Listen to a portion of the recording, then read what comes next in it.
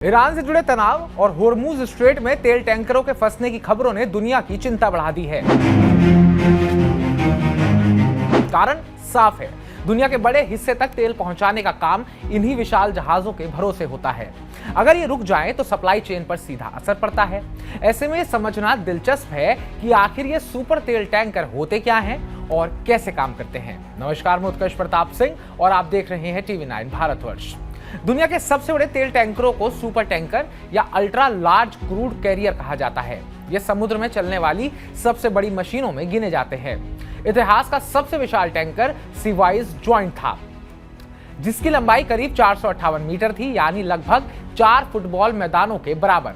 इसकी तेल ले जाने की क्षमता करीब 40 लाख बैरल थी, जो कई देशों की एक दिन की जरूरत के बराबर हो सकती है। आज के समय में भी कई बड़े टैंकर मौजूद हैं, जैसे टीआई ओशिनिया, जिसकी लंबाई करीब 380 मीटर है और ये करीब 30 लाख बैरल तेल ले जा सकता है। ये जहाज इतने बड़े होते हैं कि कई बार इन्हें तैरते हुए तेल गोदाम यानी फ्लोटिंग स्टोरेज के तौर पर भी इस्तेमाल किया जाता है। जब तेल की कीमतें गिरती हैं तो कंपनियां इन्हें समुद्र में खड़ा करके तेल स्टोर कर लेती हैं। इन टैंकरों को भरने की प्रक्रिया भी काफी जटिल होती है। जहाज को बंदरगाह या समुद्र में बने ऑयल टर्मिनल से जोड़ा जाता है, फिर मोटी पाइपलाइंस के जरिए हाई पावर पंप से तेल सीधे जहाज के टैंकों में भरा जाता है। एक टैंकर के अंदर 40 से 50 बड़े टैंकर होते हैं और इन्हें पूरी तरह भरने में 2 से 4 दिन तक लग सकते हैं। सुरक्षा के लिए इन टैंकों में डबल दीवार, गैस सेंसर और मजबूत फायर सिस्टम लगे होते हैं। इन जहाजों की ताकत भी कम नहीं होती। इनमें 80,000 से 1 लाख हॉर्स पावर तक के इंजन लगे होते हैं, जो इन्हें भारी वजन के बावजूद लगातार चलाते रहने के लिए पावर देते हैं। लेकिन इनकी ताकत के बावजूद इनकी रफ्तार ज्यादा नहीं होती। आमतौर पर ये 14 से 16 नॉट्स, करीब 26 से 30 किलोमीटर प्रति घंटे की स्पीड से चलते हैं। भरे होने पर इनकी गति और भी कम हो जाती है।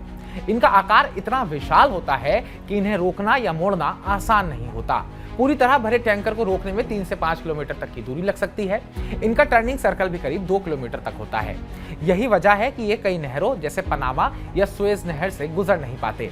जहाज पर काम करने वाला क्रू भी सीमित होता है। आमतौर पर 20 से 30 लोग पूरे जहाज को संभालते हैं, जिनमें कप्तान, इंजीनियर और नेविगेशन टीम शामिल होती है। संवेदनशील इलाकों में इनकी सुरक्षा के लिए नौसेना भी तैनात की जाती है। आज दुनिया के ज्यादातर सुपर टैंकर एशिया में बनते हैं, खासतौर पर साउथ कोरिया, चीन और जापान के बड़े शिपयार्ड्स में।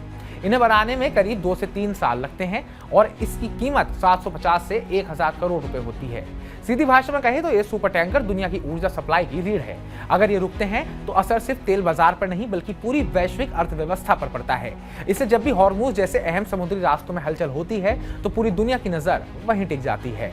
तो हमारी इस पूरी रिपोर्ट को लेकर आपका क्या कहना है, आप क्या सोचते हैं, कमेंट बॉक्स में कमेंट करके हमें जरूर बताइएगा। बाकी ताज़ा अपडेट्स पाने के लिए TV9 भारतवर्ष को सब्सक्राइब कीजिएगा।